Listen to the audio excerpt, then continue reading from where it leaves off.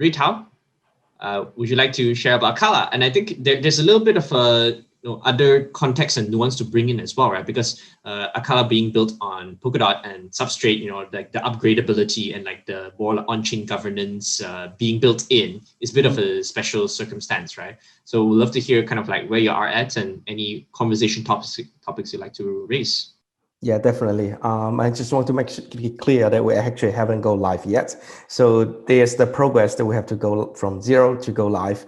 And I would like to share the journey that we foresee of like how we actually build a ParaGen, a specialized network on Polkadot.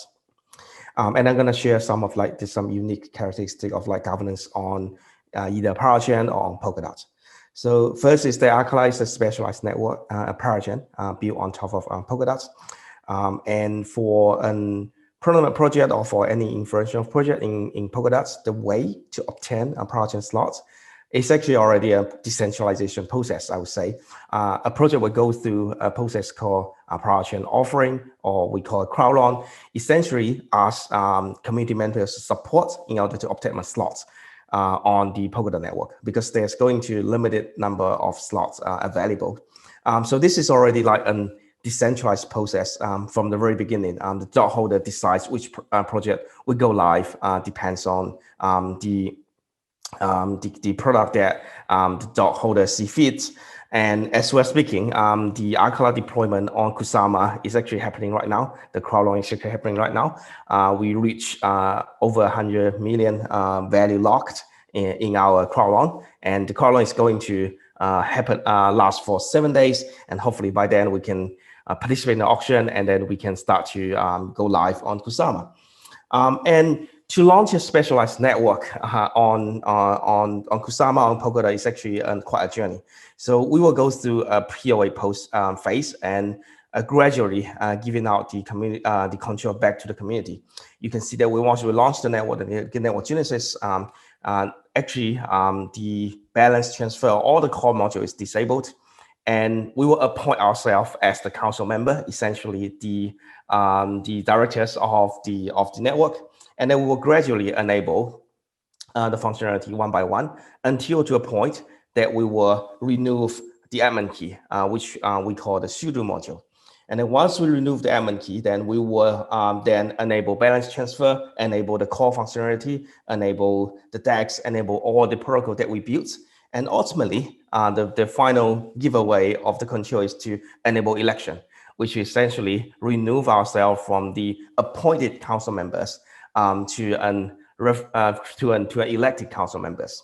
And ultimately, if we have a diversified council members, then we'll call ourselves that's the very first step towards decentralization. And we actually have a number of different, we say, councils. So there's a general council, there's a financial council that look after the financial instrument parameters. There's also a technical councils. You can think of those as sub-DAOs that have different roles in the network. Some councils are elected by the token holders. Some councils are actually appointed by the general council. So it's actually a lot of going on how we run the election process on-chain. And by talking through this, the idea about this council, I would like actually to share one unique characteristic of like this council election. So council election is very similar to token delegation, to voting delegation, but actually it's one step deeper.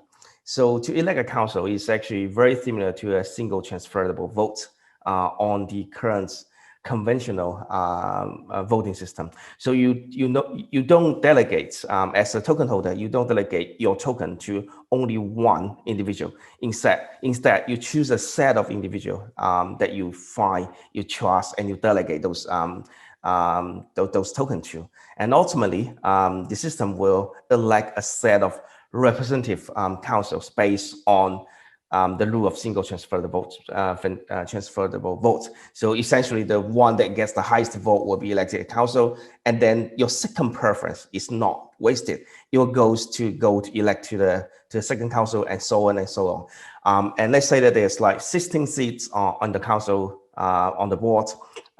You can choose up to 5, you can choose up to 16. It's up to your preference to choose how many council members you elect for. And this is actually how the Polkadot council runs. So you can see that you can vote for like 7 or you vote for 3 preferred council member that's running for the elections, and the election happen every day.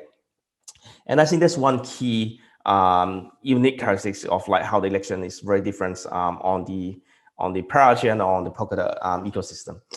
This essentially give a much more fair representation on how the final council seat looks like, and it also adjusts some of the voter turnout rate issue or things like that, because like the council who get elected is a fair representation of the token holders' preference on who actually have the governance. The second unique characteristic of like ParaChain or the Polkadot network is that there's one thing called referendum. So any token holder can actually post a referendum. Well, there's actually going to limited amount of referendum per era, which is like per month. But any token holder can pass a referendum, and that means the actual network is actually still in control of token holders. You can propose a silly referendum proposal. It's unlikely to get passed, or it's unlikely to go through the discussion table, but it's actually possible. The council member is there just to steer and to accelerate the referendum race by token holder. And I think the final unique characteristic of Polkadot or ParaChain is that the actual chain code, the actual code running on the blockchain is set by the governance. So if you're thinking about a smart contract on Ethereum, it's very easy to have like proxy contract to upgrade the contract itself. That's fairly easy. But if you're thinking about a layer 1 network or a Polkadot, we would call it a layer 0 network. So far, it's the only network that we see that has ability to say that actually it is actually the token holder to decide how the next version of network is going to be like.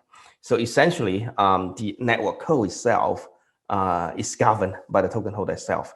So we call this process an on-chain upgrade.